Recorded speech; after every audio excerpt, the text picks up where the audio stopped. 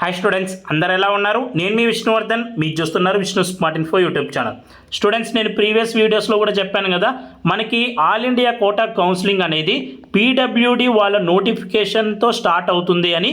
So ఇప్పుడు ఆ PWD notification అనేది వచ్చేసింది. సో ఎవరైతే నీట్ అప్లికేషన్ పెట్టుకునేటప్పుడు ఎగ్జామ్కి పర్సన్ విత్ డిజేబిలిటీ అని పెట్టుకుని ఉంటారో సో వాళ్ళ కోసం నోటిఫికేషన్ అయితే ఇచ్చారు. సో ఈరోజే ఈ నోటిఫికేషన్ అనేది ఇచ్చారు. సో ఎవరైతే పీడబ్ల్యూడి కోటా కింద పెట్టుకుని ఉంటారో సో మీరేంటంటే వీళ్ళు కొన్ని సెంటర్స్ అనేవి ఇచ్చారు. టోటల్ 16 సెంటర్స్ ఇచ్చారు. సో మీరు ఈ సెంటర్స్ దగ్గరికి వెళ్ళాలి. ఈ సెంటర్స్ దగ్గరికి వెళ్ళి మీరు ఏ డిసేబిలిటీ ఉందని పెట్టింటారో దాన్ని వెరిఫై చేయించుకోవాలి. సో చెక్ చేయించుకున్న తర్వాత మీకు ఆ సెంటర్లోనే ఒక సర్టిఫికెట్ అనేది ఇస్తారు. సో ఆ సర్టిఫికెట్ మాత్రమే మీకు ఆల్ ఇండియా కోటాలో వ్యాలిడ్ అవుతుంది, అలాగే స్టేట్ కోటాలో వ్యాలిడ్ అవుతుంది.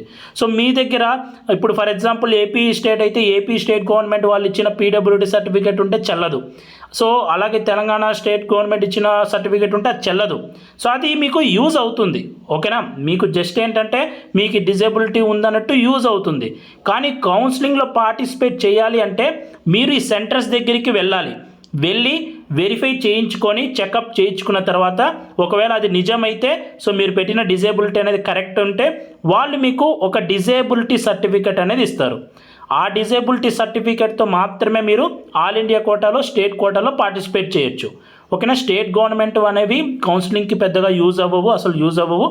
సో మీరు పీడబ్ల్యూడి పెట్టుకున్న వాళ్ళు ఖచ్చితంగా ఈ డిజేబిలిటీ సెంటర్స్ దగ్గరికి వెళ్ళి మీ సర్టిఫికెట్ అనేది మళ్ళీ తీర్చుకోండి. మనకు దగ్గరలో వచ్చేసి మెడ్రాస్ మెడికల్ కాలేజ్ చెన్నైలో అయితే ఉంది. సో మీకు ఏం డిజేబిలిటీ ఉన్నా కూడా ఈ చెన్నైకి అయితే వెళ్ళొచ్చు. కొన్ని సెంటర్స్లో ఏంటంటే so for locomotor disability only ఇలా ఉంది. సో మీరు అవన్నీ చెక్ చేసుకొని వెళ్ళండి. చెన్నైలో అయితే మీరు ఏ డిజేబిలిటీ ఉన్నా కూడా వెళ్ళొచ్చు, ఓకేనా? సో ఇది పీడబ్ల్యూడి వాళ్ళకి సంబంధించింది. సో ఎప్పటిలోపు వెళ్ళొచ్చు అంటే 14th ఆగస్టున మనకి రిజిస్ట్రేషన్ ప్రాసెస్ స్టార్ట్ అవుతుంది కదా. సో మీరు ఆ లోపు వెళ్ళి చెకప్ చేయించుకొని డిజేబిలిటీ సర్టిఫికేట్ అయితే తీసుకోండి. సో ఇది లేటెస్ట్గా పీడబ్ల్యూడి వాళ్ళకు వచ్చిన నోటిఫికేషన్. సో ఈ వీడియో మీకు నచ్చితే లైక్ చేయండి. ఇలాంటి మరెన్నో అప్డేట్స్ మీరు మిస్ అవ్వకూడదు అనుకుంటే మన ఛానల్ని సబ్స్క్రైబ్ చేయండి. Thank you so much for watching. Have a great day.